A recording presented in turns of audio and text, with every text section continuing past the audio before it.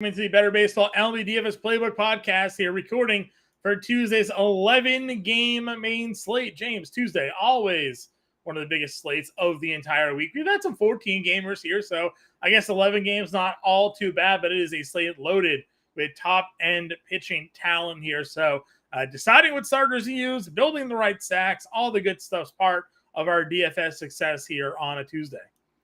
Yeah, definitely a smaller Tuesday slate, if you want to call it that. But 11 games, not bad. There's loaded with pitching talent. There's a lot of offenses that are in really good spots, conversely. So definitely an interesting slate.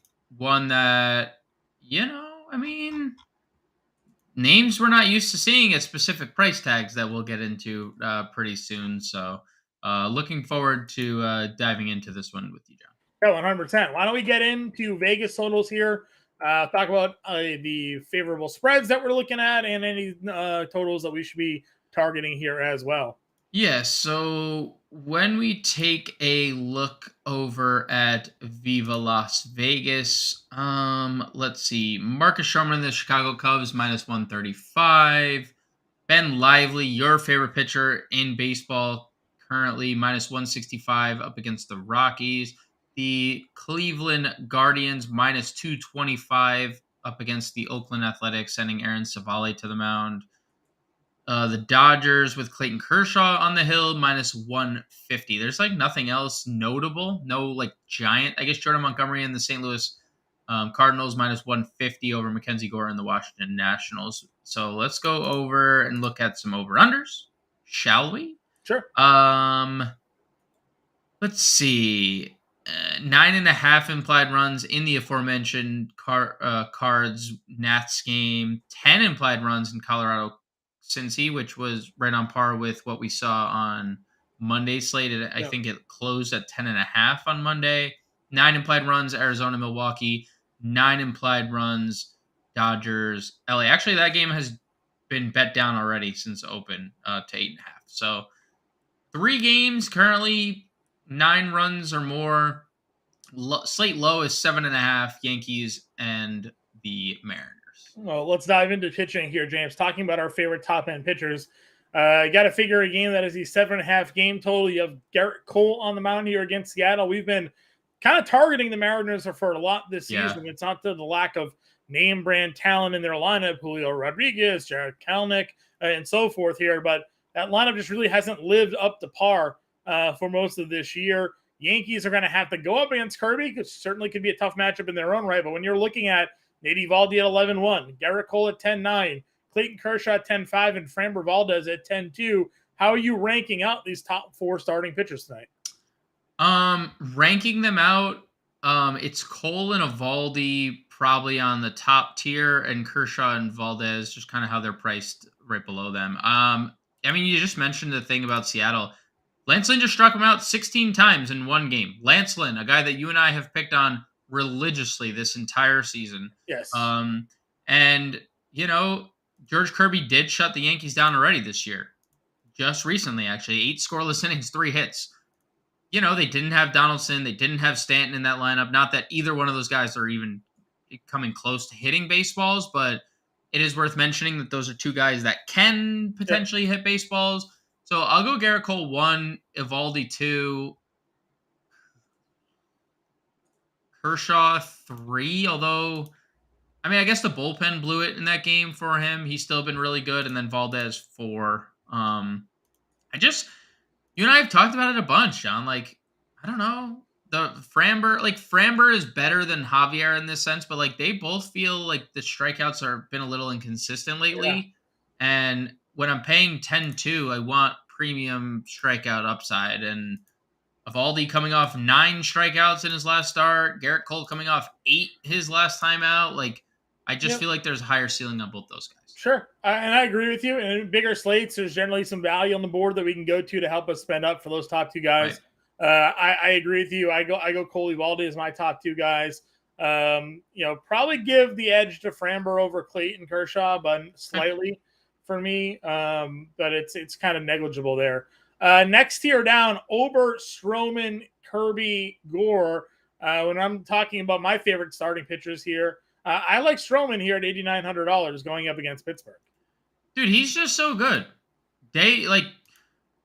Clocks into work at 9, clocks out at work at 5, Yep. and just puts in a good day work. Never gonna really get too many strikeouts, but it's good. We're never giving up too many hits or runs. Solid. I mean, he's been awesome. Elite FanDuel pitcher, right? Elite FanDuel pitcher because he's going to get you a quality start. He's won 6 consecutive starts as Yep. well. Can't say anything bad about Marcus Stroman here at 8,900. I completely agree, and I'll throw George Kirby in right below him. I think Kirby against the Yankees makes a lot of sense because let's face it, the Yankees offense has stunk. Yeah, without Aaron Judge, we talked about it all season long. It's just a less intimidating line. It's not to say they still can't do damage. We've seen them still score runs, Yep. but they just got swept by the Red Sox. This past week. So, you and I, we've gone a little bit back and forth here. What to do with Aaron Savale? Last start out, ton of walks, got the pitch count up there, got him pulled early against the Padres, but had 7 strikeouts and an usually high number. 7 strikeouts and 3 2/3 against San Diego, but he's been pretty serviceable when pitching this season. Cleveland, I mean, our guy Kangas, man, shout out. You tweeted him out earlier today. He did, rather, the hitting stats for Cleveland over the last month. Really starting to come around here. They're home. They get Oakland. Savale could be in a spot to get a W here if he can keep pitching the way he's pitching right now.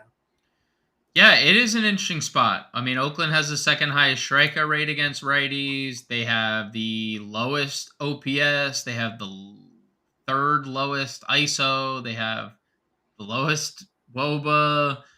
They are bottom 3 or last in every offensive category against righties. So, yep. Yeah, I mean, he'll probably be popular considering he's 7,900.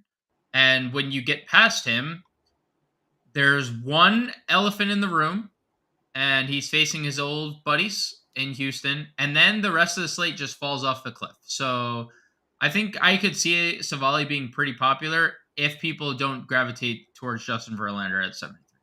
Yeah. Over the last 20 or so games, this is from the Cleveland Stats Twitter account. Since game 50, I don't know how many games Cleveland's played here, but so the last 20 or so games, I would imagine. Second in baseball and team batting average, 8th in OPS, second in hits, 12th in runs. So a team that was last in all those categories in the first 50 games, starting to heat up. Jose Ramirez, we know, been an absolute monster. So Savale in this range, definitely going to be interesting. But anybody else down here? I mean, Verlander, 73. Returning Lugo, Montgomery, Cease, anything lively? Would you throw anybody else down here? I mean, I would toy with the Verlander idea. I know righties, there's a lot of right-handed bats in the. Let's look at the Verlander. I just want to look at the Verlander splits before I even go any further. Because if he stinks against righties this year, then I don't want to part. Because we talked about it on Monday's live stream. Max Scherzer facing 8 righties. Righties are again giving Verlander all the issues. I might just stay away. He hasn't been very good. I know he was good last start against the Yankees, but again, the Yankees, have been maybe there's a case to play Justin Verlander at 73. If he's going to be very popular, I'll probably pass because we saw Max Scherzer very popular at 8,800, and Max Scherzer hasn't been very good the last few starts. So I may pass on Verlander, but I'll wait and see until there's ownership in front of me. Yeah, I'm with you there as well. If we go down into the value tier, I'll again just kind of throw out Cutter Crawford. Got off to a really good start against Colorado, faded again. 80 pitches has been his high, though, so it could just be a fatigue thing, right? They're still stretching him out. Arm could have just gotten away from him there after the third inning when he came out there, but still 5 strikeouts in 4 innings. I know it's against Colorado. He does have strikeout upside here. Walked a couple guys. It's not great, but it's 11-game slate. If you're really looking to just make a bunch of lineups, get dirty with it, he's $5,400. Right. Again, I like the kid. A lot of the Red Sox scouts think he can project to be a pretty back end, but a guy that can go out there and not kill you as a starter. So willing to give him another run out there. Okay. I don't know if we need to go that far. I might not even act like this tier even exists unless I'm using offensive players against them. But If I were to pick anyone, it would be Cutter Crawford from this Okay. year. Let's move on then to hitters. Talk to me about your favorite hitters on this slate. Again, big slates, obviously a lot of options we can kind of pick onto, but we also see some pretty bad pitchers down on the value tier. So more than likely a handful of suitors for your top hitters on this slate. Yeah, so on the infield top spends, I really like Paul Goldschmidt, gets a lefty 5,800. Homered for the second time in 3 games on Monday. He's starting to come around, and he still hit lefties extremely well. So Goldschmidt for me. Ellie De La Cruz gets a lefty at $5,300. I like him. We talked about it on Monday stream that righties were the split that Ellie or righty, right? The right side of the plate was the split that Ellie De La Cruz really thrived in at AAA. He gets Kyle Freeland in Great American Small Park again. So I think we can say all him. Reds infield is probably in play here. Kevin Newman just led off the game with a home run against Austin Gomber, so he'll more than likely be leading off again with the lefty on the mound here in this one. Now he's a value play, obviously, but between Steer and Ellie and India and Newman, like Votto back, like the whole infield here. McClain, don't forget about McClain. McClain as well. They can play the whole Reds infield probably again. Now they're mega chalk here on a 7-game Monday. Could probably have some decent ownership still though, even on an 11-gamer. Yeah, I agree. I mean, you're getting Kyle Freeland in Great American Ballpark in the summer. It's gonna be just naturally a popular spot that people gravitate to, I think. So yeah, I like the Reds. I like Christian Walker against Colin Ray. Not a great pitcher. And Christian Walker is a very streaky hitter, and streaking he is right now. So I kind of like that. We know, look, Ryan Nelson is going for Arizona, and he's terrible. I know Milwaukee has been bad. I understand they've been bad, but like Willy Adames at home against the righty is the split. And I get it. He's hitting 200. And I'm not like sitting here saying that he's a core play, but he's 4,400. It's a good price. We've seen Adames up to like $6,000 at times this year. And he really has lived out the like righties in like just the righty thing that he hits righties well at home. He has 8 of his 10 home runs this year have come against righties, and 6 of them have come at home. So give me Willy Adames as one of my favorite tournament plays. Okay. Listen, I'm in agreement with you here. I also think, for top end guys, you can take a look at Paul Goldschmidt against Mackenzie Gore at $5,800. Goldschmidt homer today can certainly, I think, run out there. Going up against Detmers, or not Detmers, rather Gore. Arenado, I kind of feel the same way. He's been heating up a little bit as well. 4 homers last 10, double dong there on Sunday. So he's starting to get going. I know the numbers for him this year gets the lefty spot against Gore, and Gore's been good but not great at times this season. So and then Seager would be my other top infield here. Again, just kind of ridiculous potential. We're not, Cease hasn't given us any reason to trust him consistently this year. So I would go there. If you're looking at some value infield plays for today, James, where are you peaking? So I'm going right to Cleveland. Andres Jimenez, 3,700, has really started to turn up. 4-game hit streak, has a 910 OPS over his last 10 games, 2 home runs, a triple, a double, and 10 RBIs over that span. And we haven't even gotten the speed out of Jimenez. How about Josh Naylor at the same exact price, hitting 364 over his last 10 games? And he's had some monster games, not even like necessarily from the power department either. I mean, he only has 8 home runs this year, but he has 53 RBIs in 63 games. That's a lot of runs batted in. Got to be among the league leaders. Devers was leading the league in RBIs. What's he at now? He's at 57. So Naylor's not too far behind him. Dude, that's a lot of RBIs. That's a lot of RBIs for Josh Naylor. Sheesh, 57 for Devers, huh? That's a ton. Yeah, he was leading the league there for. I don't know if he still is or not, but he was right up there with the league leading RBIs going into the weekend. So I really have a lot of interest getting to those two.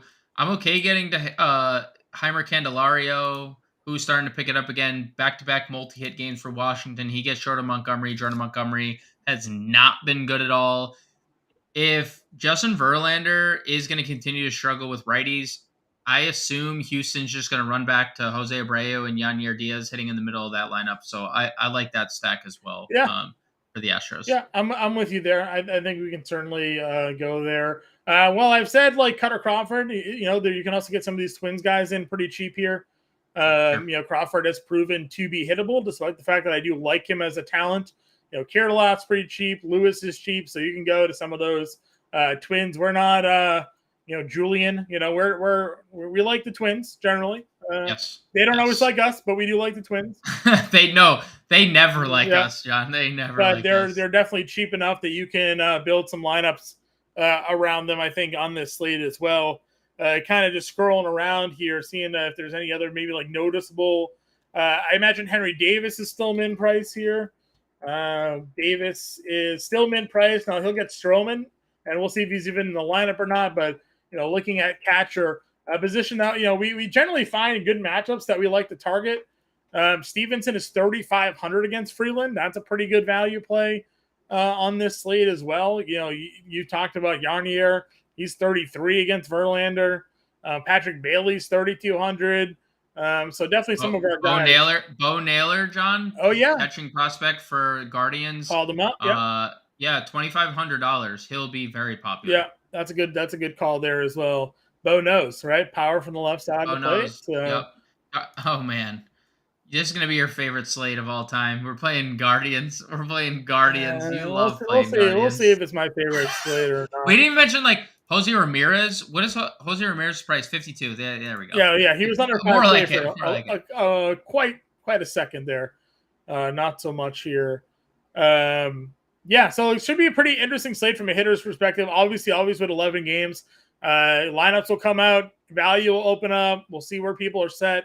And we'll be live at 5:00 Eastern to break down the rest of what's going on here and to get a better kind of view on where we're going here with some lineup building. Let's go on over to the outfield, James, and talk to me about your favorite outfielders for the slate. Yeah, so Anthony DeSclafani on the mound. He has not gotten lefties out at all, so gravitate naturally to Juan Soto. I know, again, he's been largely disappointing, and I understand, but I have a soft spot for Soto against righties, so I'll definitely go there. I could definitely get to Buxton if not playing Cutter Crawford because, he has been hittable at times. He had 3 good innings and he had 1 bad inning, and that's all it really takes, especially if you're facing Buxton, and Buxton's definitely had the superior, his best splits against righties this year. So I like that. Lane Thomas should lead off. He continues to just rake, John. I'm sorry I stole that from you, but dude, he has 6 doubles, a triple, and 2 home runs over his last 10 games. This guy is an extra base machine. 30 extra base hits in 69 games this year. Listen, we were in on him last year, and he has not let us down. He's breaking out. No. 11 homers on the year, 6 stolen bases total as well. Just keeps on hitting. And lefty, the split we were harping on last year when he was breaking out was against a lefty at home. At home this year, again, hammering it. 301, 894, 551 slugging in general, and he's hammering left-handed pitching overall. So, listen, Monty has not been the same guy this year as he was last year. He has not. And we've probably played more Nationals than anybody out there. So, for better or for worse, or at least I have. For better or for worse, at least I've been playing more Nationals than anybody out there. So, no, that's a great call. I like that a lot. Other than that, at the top, you can Lugo coming off the IL. I think that's going to be a tough spot for him facing the Giants. You can get there if you want, not the best spot, but someone that you always talk about, and I'll just go to him, is Tommy Edman against the lefty. Yeah. I know Tommy Edman's been bad, but stolen bases in back-to-back games. They let him off the other day again. So if they're going to lead him off, well, I would be 100% in on Tommy Edman here. Okay, good. But they got to lead him off. Right. He's hitting 400 against lefties. It doesn't make any sense to like not play him at leadoff, but they, for whatever reason, they just don't do it. I don't really have any qualms with anything you said. Corbin Carroll is probably my top outfielder on the day against Ray. Death taxes, Corbin Carroll. What? Death taxes, Death Corbin taxes, Carroll? Yeah. Corbin Carroll. Yeah, I mean, just ridiculous splits here. People may be off of him because of Corbin Burns on Monday, and they'll just like, if he has a good night, especially, they'll just run to him again here. There's nothing he can't do. 15 homers, 19 stolen bases already on the year. Just ridiculous talent. Are you shying away from the Ohtani show, though? Never, ever. 8 homers the last 10 games. It doesn't matter that a lefty Kershaw, I don't think. 472, 1797, 1222 slugging the last 10 games for Ohtani. Oh, by the way, he pitched during this stretch as well. Beat Texas, and he beat Texas. It's like he would be the MVP of the league without the pitching. Yeah, and that's just like the cherry on top. Bases already with a 300 and 1,000. Like he's having a better hitting year this year than he did last year. If it wasn't for Judge setting the home run record, he probably wins the MVP. Yeah, he would. Yeah, he's 100% winning the MVP this year.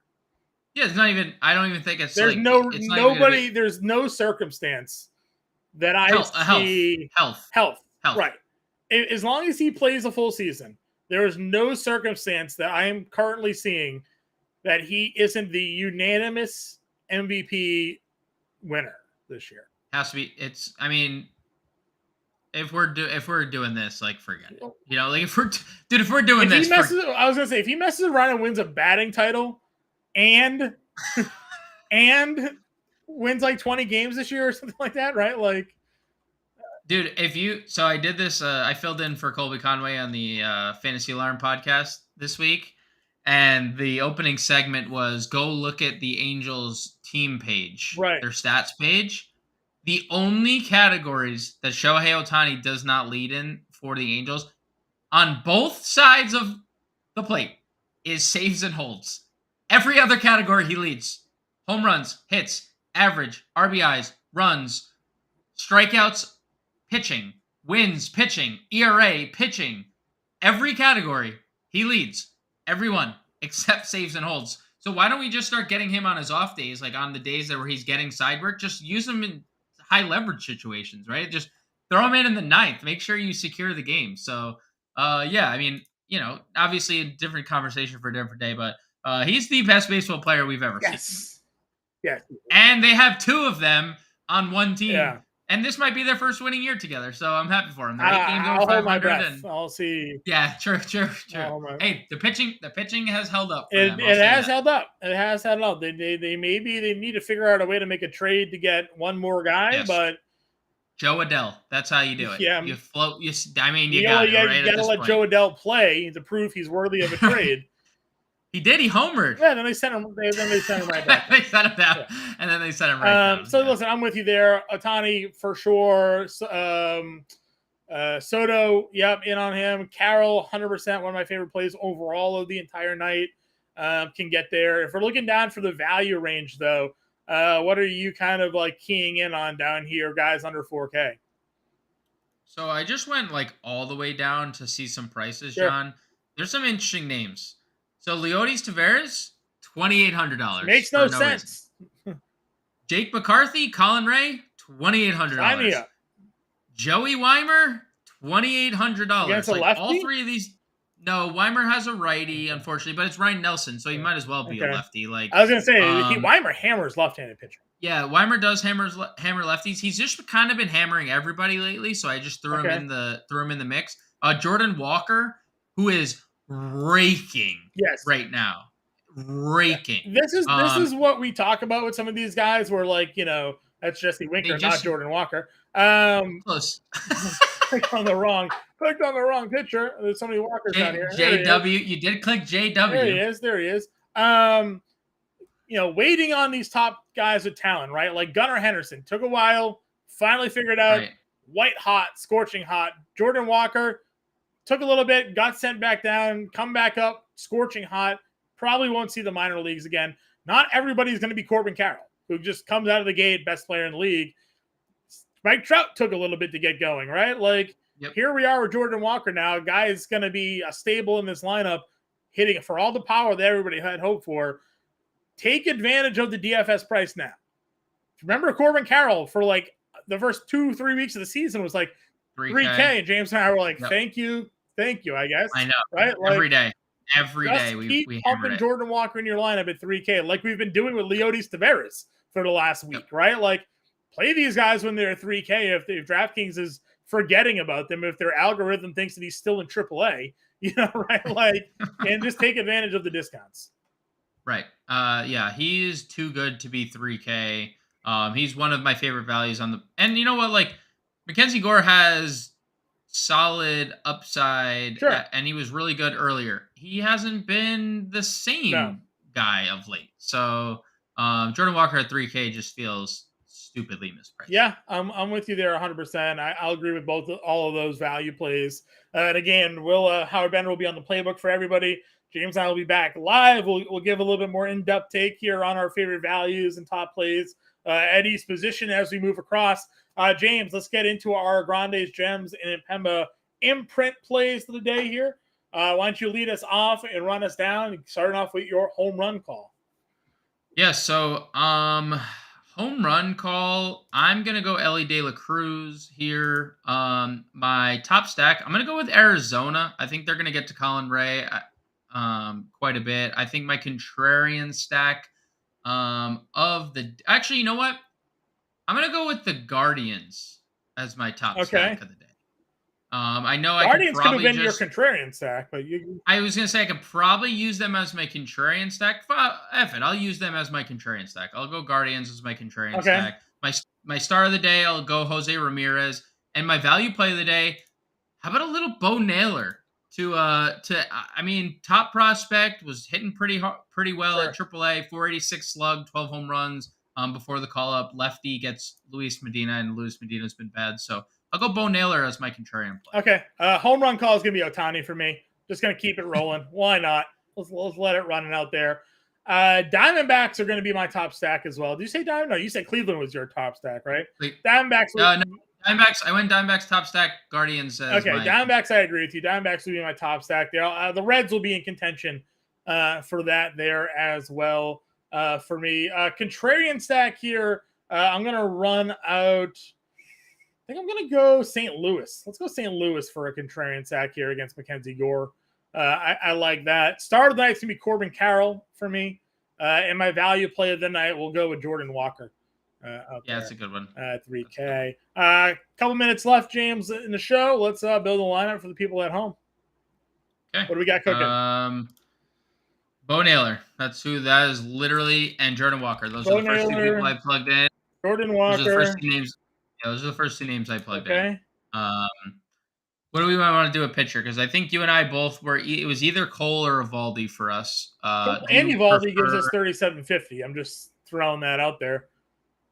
We got a bunch of value outfielders we do like. Leodis is under 3K. Do we want to do Savali as our SP2? Sure. Just to or Stroman as our SP2. A good one. I like Jose Ramirez here at third. Yep. I mean, we could just end up going full. What do we got for Reds prices here? Like Newman, who gets a lefty again. He is first, third, $2,900. If you wanted to play Kevin Newman, who's going to probably lead off. Oh, you have Naylor at first. Okay. Second base and shortstop.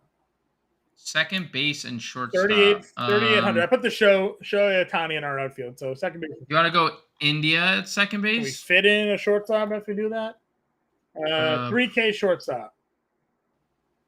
3K shortstop. Ezekiel Duran. Easy.